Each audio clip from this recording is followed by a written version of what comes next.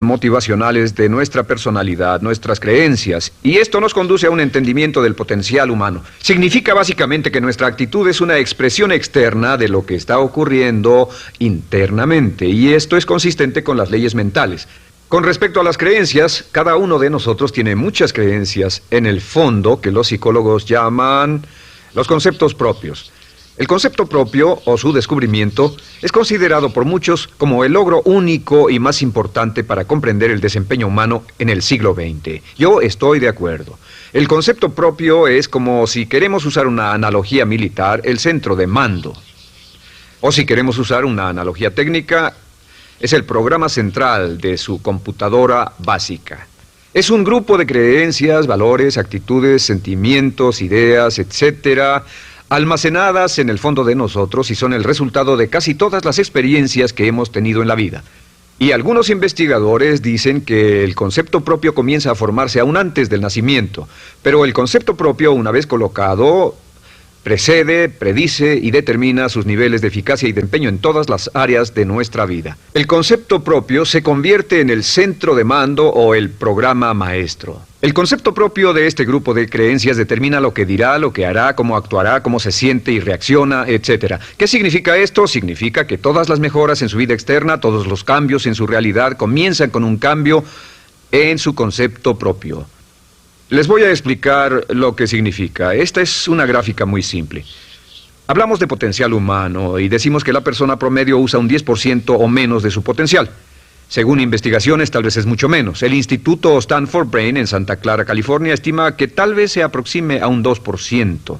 Seremos generosos y diremos que la persona promedio usa un 10%. Significa que en los mejores casos, la mayoría, como usted o yo, no usamos un 90% de nuestro potencial. Uno de los mejores filósofos, Oliver Wendell Holmes, dice que la tragedia de la persona promedio es que llegan a la tumba con su música aún por dentro. Aún están funcionando con mucho menos de su potencial total. Y esto es el potencial humano.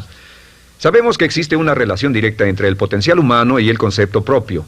Pero como nuestros conceptos propios o nuestras estimaciones de nosotros mismos generalmente son mucho menores de lo que debieran ser, nuestro nivel de desempeño y eficacia también es menor. Sabemos que nuestro concepto propio es altamente subjetivo. ¿Qué significa esto? Significa que el concepto propio, lo que pensamos que es cierto sobre nosotros mismos, no está basado en la realidad, está basado en información que hemos tomado y aceptado como cierto, hasta el grado en que creemos lo que sea de nosotros mismos y se vuelve cierto para nosotros porque actuamos de una forma consistente con ello. Algunas personas que leen sus horóscopos y creen en horóscopos predicen su futuro. Hay algunas personas que toman la crítica y las opiniones de otros a quienes ni siquiera respetan y hacen suyas esas ideas, dando un resultado muy negativo. Lo que piense, lo que acepte como cierto, se vuelve cierto para usted. También sabemos que como adultos tenemos una variedad de conceptos propios. Tenemos un concepto propio de cómo vestirnos, cuánto pesamos, lo que comemos, lo bien que podemos hablar en público, qué tipo de padres somos, qué tipo de hijos somos con nuestros padres, qué tipo de esposo o esposa somos, qué tipo de amante, de conductor. Lo interesante de manejar es que todos los hombres tienen un concepto muy positivo con respecto a esto. Las mujeres no entienden esto, pero los hombres nacen con un genio inherente para manejar. Todos los hombres son choferes excelentes. Si no lo creen, todo lo que tienen que hacer las mujeres que están viendo esto es pensar en la última vez que trataron de corregir la forma de conducir de un hombre y recordarán que no obtuvieron buenas respuestas. ¿Cómo respondemos ante alguien que desafía nuestro concepto propio, sugiriendo que no somos las personas que pensamos ser? Estamos a la defensiva, nos enfadamos, nos irritamos, es difícil que nos traten. Tenemos un concepto propio de lo creativos que somos, lo inteligentes, lo rápido que leemos, lo bueno que somos en los deportes, y si practicamos una gran variedad de ellos, tenemos un concepto propio para cada uno de ellos. Tenemos un concepto propio de lo bien que cocinamos, de lo bien que educamos a nuestros hijos, de lo bien que limpiamos nuestra casa, los autos que manejamos, etc. Y también de lo que valemos por lo que ganamos. Es muy interesante saber que nunca ganamos más del 10% de nuestro concepto propio en ingresos. Nuestro concepto propio determina nuestro nivel de ingresos. Este nivel de concepto propio se llama zona de confort. Y aunque querramos más dinero, veremos que la tendencia humana natural de todas las actitudes es luchar por lograr entrar a la zona de confort y luego quedarnos ahí. Si ganamos un 10% por encima de nuestro concepto propio de ingresos, tendremos una necesidad imperante de deshacernos de ese dinero. Lo donaremos, lo gastaremos en forma extravagante y hasta lo perderemos si recibimos demasiado. Las personas que ganan la lotería siempre están quebradas a los 2 o 3 años. Queman el dinero porque ese dinero está más allá de su concepto propio. Si gana 10% o menos de su nivel de concepto propio, se descubrirá luchando, trabajará más duro, más tiempo, pensará en forma más creativa, buscará diferentes formas para aumentar sus ingresos o sus segundos ingresos.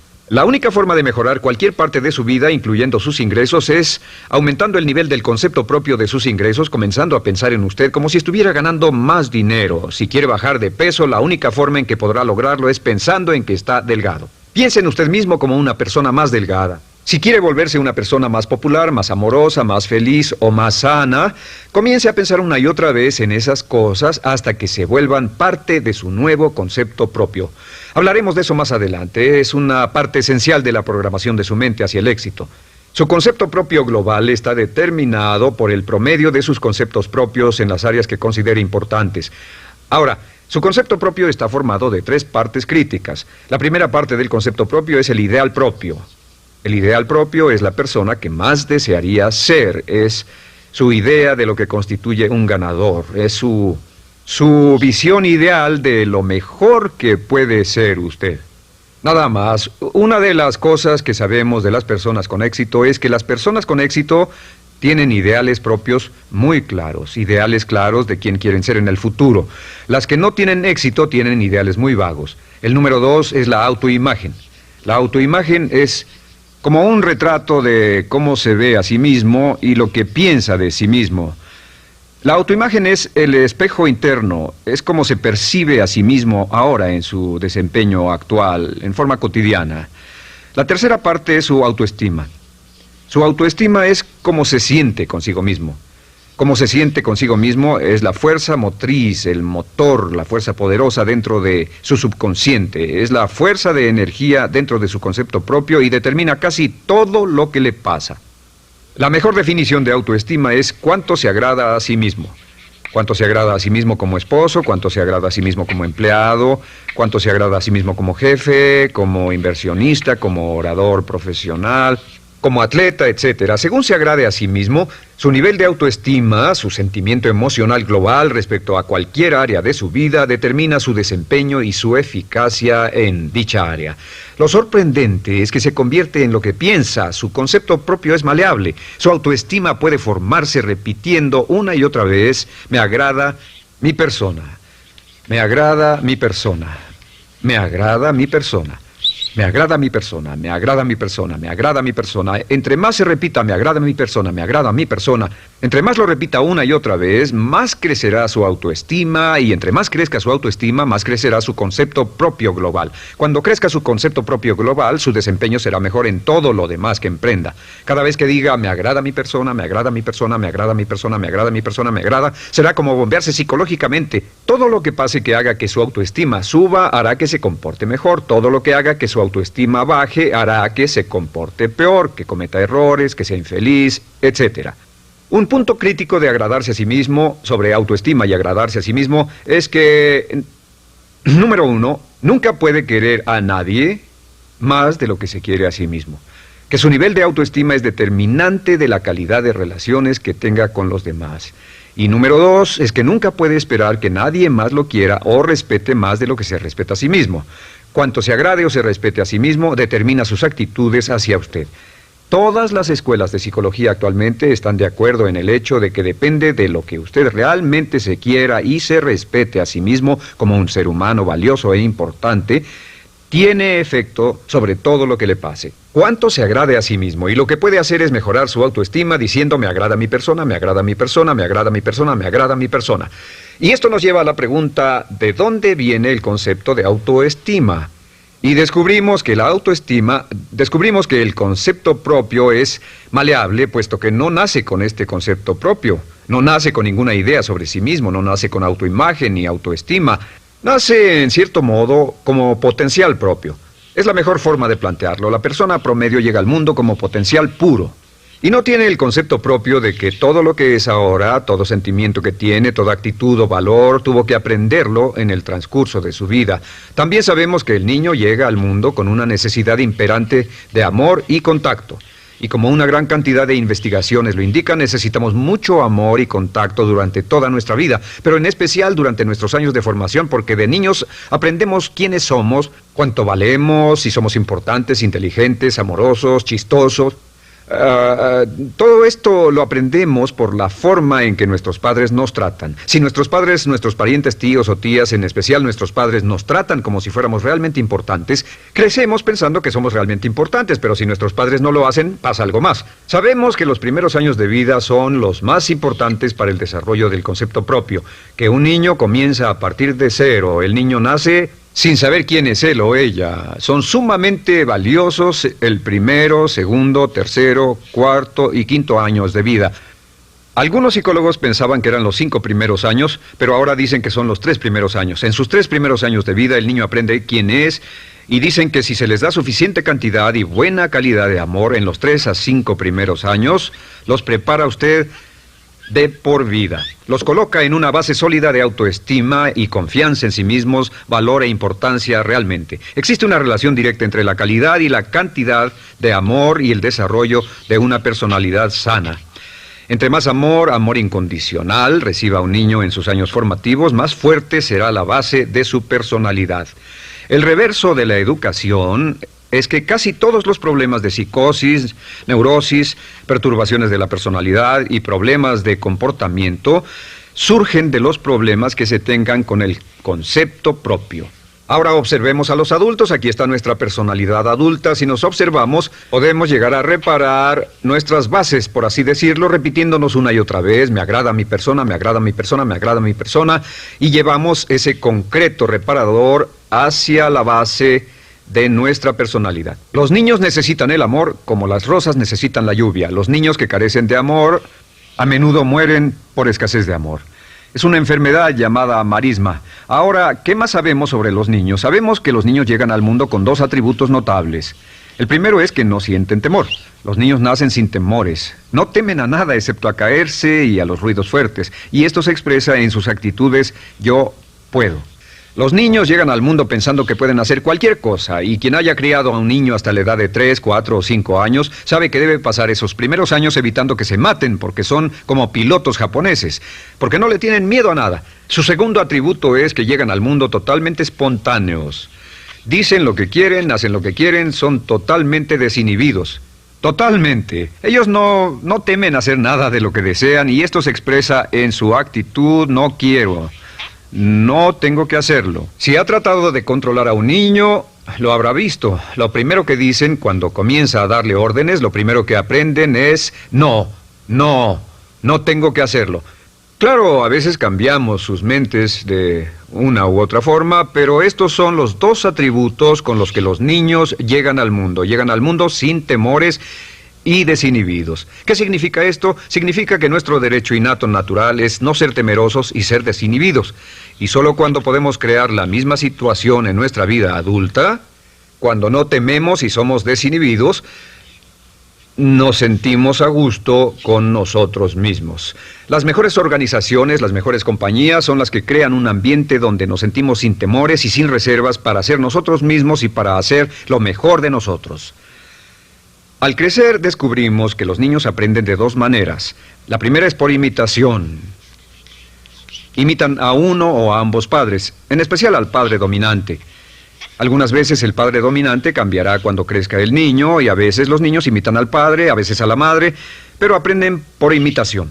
Muchas características y hábitos que tenemos como adultos los aprendimos de nuestros padres. ¿Alguna vez ha tenido la ocasión de gritarle o reñirle a uno de sus hijos? Verá que le dice las mismas cosas que le dijo su padre a usted cuando era niño. Así que imitamos. A veces imitamos su caminar, a veces su forma de hablar, a veces imitamos sus valores, sus creencias, etc. Aunque esos valores y esas creencias no tengan ningún valor. ¿Por qué? Porque nuestros padres eran así cuando nosotros éramos niños. La segunda forma en que aprendemos es pasando de la incomodidad, lo que no se siente bien, hacia la comodidad. Freud llamó a esto el principio del placer.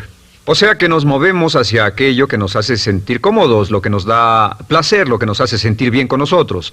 Nos movemos de la incomodidad hacia la comodidad. Así es como aprendemos a no mojar el pañal, por ejemplo. Sabemos que no es agradable caminar con popó o pipí en nuestros pañales. Vemos lo que hacen nuestros padres, vemos lo que nuestros parientes hacen y decimos, estas personas no hacen lo que yo. Así aprendemos a caminar y lo demás. Así que de la incomodidad hacia la comodidad. Durante toda nuestra vida, por cierto, así es como aprendemos. Imitamos leyendo lo que otras personas hacen, estudiando libros y en el trabajo, imitamos cuando vamos a la escuela y hacemos lo que nos da resultados positivos, lo que nos da refuerzos positivos y hacemos cada vez menos las cosas que nos causan incomodidad o dolor. Ahora, muy temprano en la vida, como equivocación o como resultado de una equivocación que los padres cometen en la crianza, los niños comienzan a aprender hábitos y patrones negativos. Los patrones y hábitos negativos tienen sus raíces principalmente en la crítica destructiva. La crítica destructiva comienza muy temprano en la vida, a veces en los primeros meses. Y la crítica destructiva la usan los padres para dirigir y controlar a sus hijos. Desafortunadamente, tiene un efecto muy peligroso y dañino sobre nosotros, ya que la crítica destructiva tiende a minar la integridad de la personalidad del niño. Muchos de nosotros, incluyéndome a mí y a muchos de ustedes, nos hemos visto minados y heridos por la crítica destructiva más que todas las guerras en la historia. Ahora, como resultado de la crítica destructiva, comenzamos a desarrollar hábitos y patrones negativos. Los patrones de hábitos negativos son respuestas condicionadas hacia los estímulos. Los patrones de hábitos negativos se desarrollan en los inicios de la vida. Se desarrollan como resultado de una repetición del temor y el dolor una y otra vez. Se desarrollan como resultado de la crítica destructiva, el castigo físico, etc. En los inicios de la vida comenzamos a desarrollar dos manifestaciones que nos persiguen durante toda nuestra vida y más que ninguna otra cosa inhiben nuestro potencial.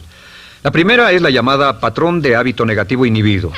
El patrón de hábito negativo inhibido se aprende cuando al niño le dicen una y otra vez no.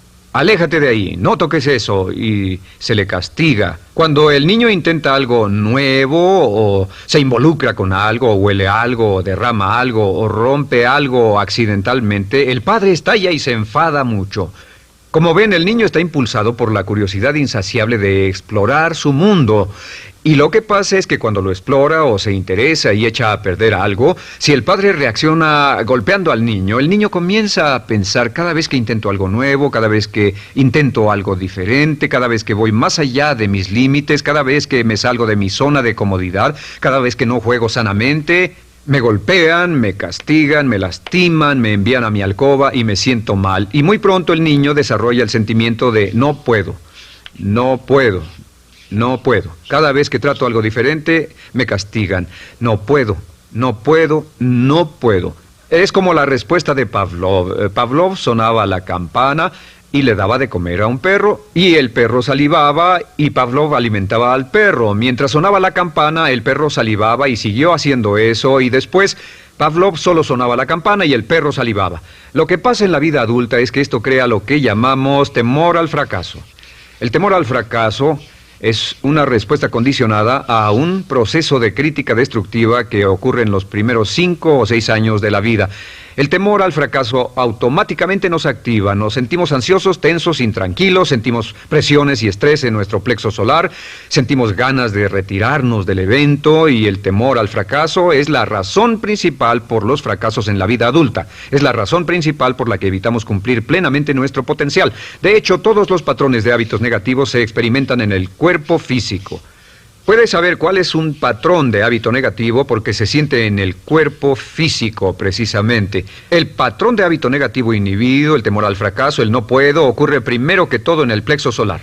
¿Ha tenido la ocasión donde debe hablar frente a un grupo, debe ir a una revisión de su desempeño o debe hacer una llamada determinante? Primero su plexo solar se aprieta.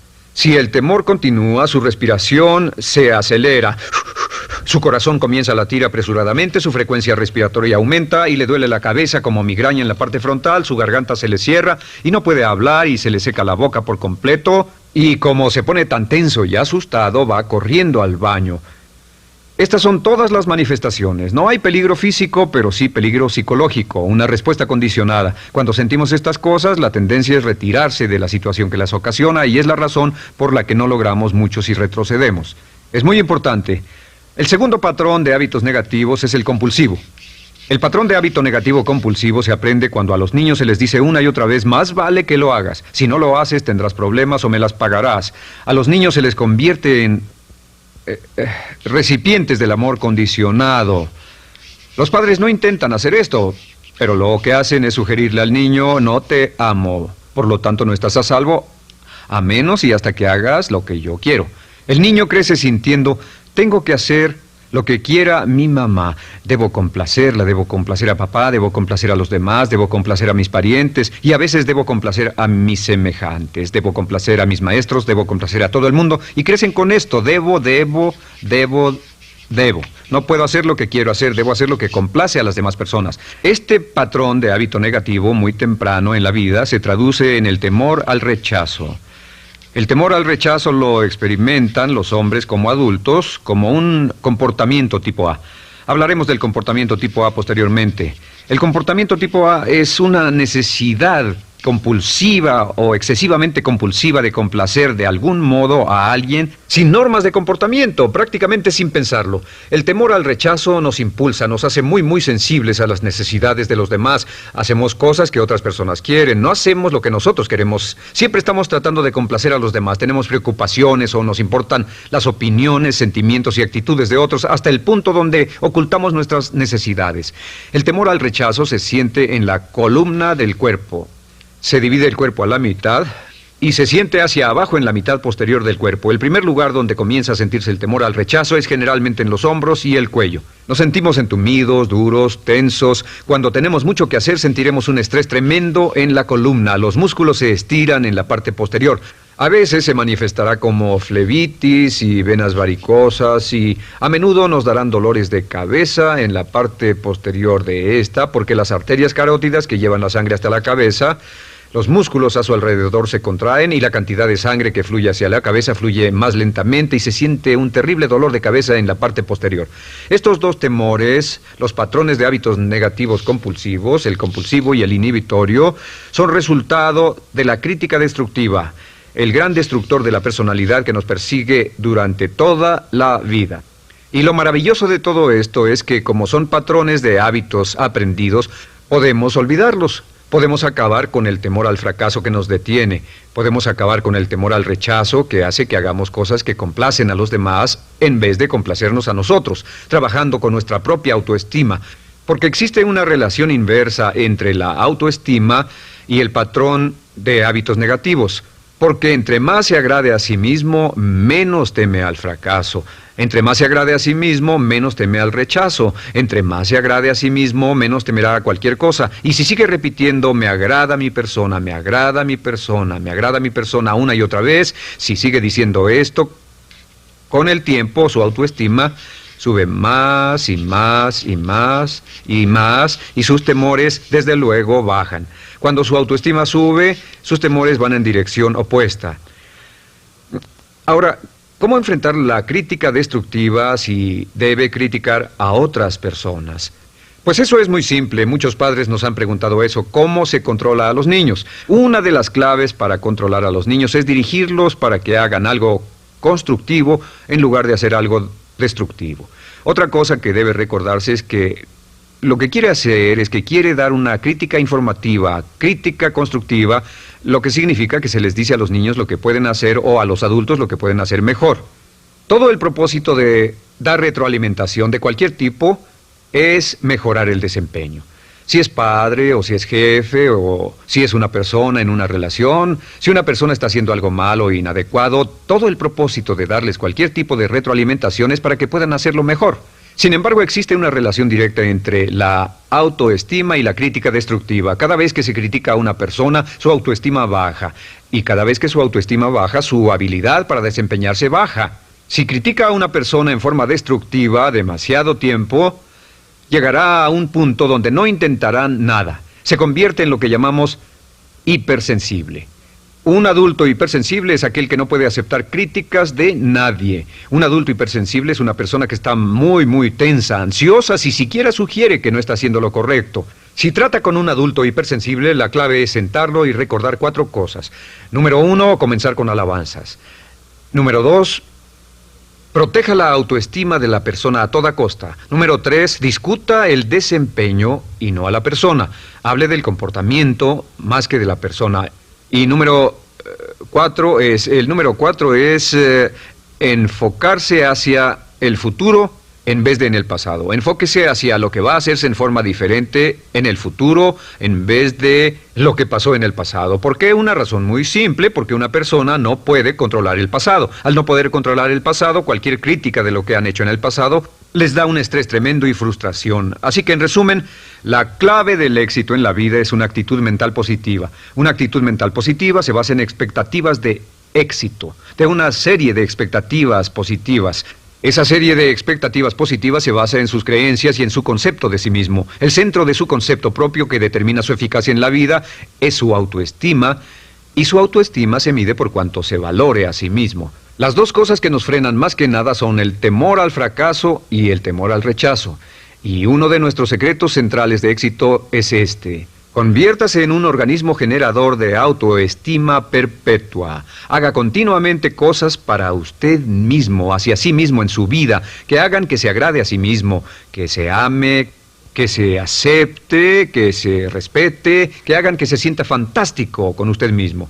Si es un jefe o un padre, no olvide que la clave para el máximo desempeño en su hogar y en su trabajo es hacer que las personas se sientan maravillosamente consigo mismas. Entre mejor se sienta consigo mismo y más se agrade, más probable será que logre que las personas a su alrededor lo quieran, lo acepten, lo respeten, se respeten